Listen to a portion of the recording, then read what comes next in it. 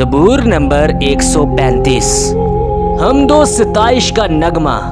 खुदावंद की हम्द करो, खुदावंद के नाम की हम्द करो।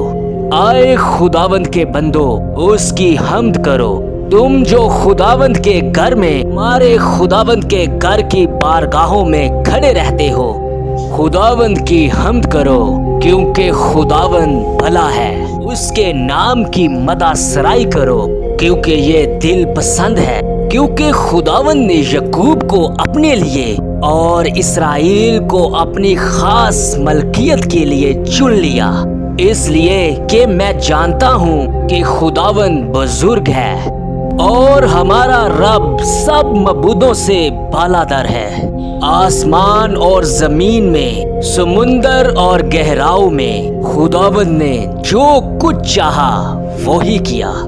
वो जमीन की इंतहा से बखारात उठाता है, वो बारिश के लिए बिजलियां बनाता है और अपने मजमनों से आंधी निकालता है। उसी ने मिस्र के पहलोठों को मारा, क्या इंसान के क्या हवान के। आए मिस्र, उसी ने तुझ में फिराउन के सब खादिमों पर निशान और अजायब जाहिर किए। उसने बहुत सी कौमों को मारा और जबरदस्त बादशाहों को कत्ल किया। अमूरियों के बादशाह सहीऊन को और बसन के बादशाह औरोज को और केनान की सब मुनकतों को और उनकी जमीन वेरास कर दी, यानी अपनी कौम इसराइल की मिरास। आए खुदावंद, तेरा नाम अबदी है और तेरी यादगार आए खुदावंद पुश्त दर पुश्त कायम है। क्योंकि खुदावंद अपनी कौम की अदालत करेगा और अपने बंदों पर तरस खाएगा। कौमों के बुत चांदी और सोना है, यानी आदमी की दस्तकारी।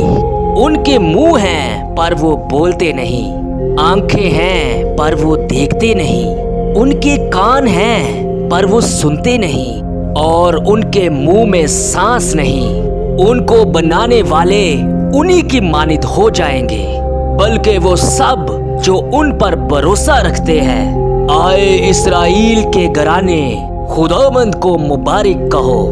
आए हारून के घराने, खुदावंद को मुबारक कहो।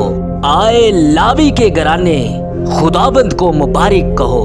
आए खुदावंद से डरने वालों, खुदावंद को मुबारक कहो। सयून में खुदावंद मुबारक हो, वो यरूशलेम में सकूनत करता है। खुदावंद की हम्द करो। खुदावंद का पाक कलाम पढ़ा और सुना गया, हम सब के लिए बायसे बरकत ठहरे। आमीन।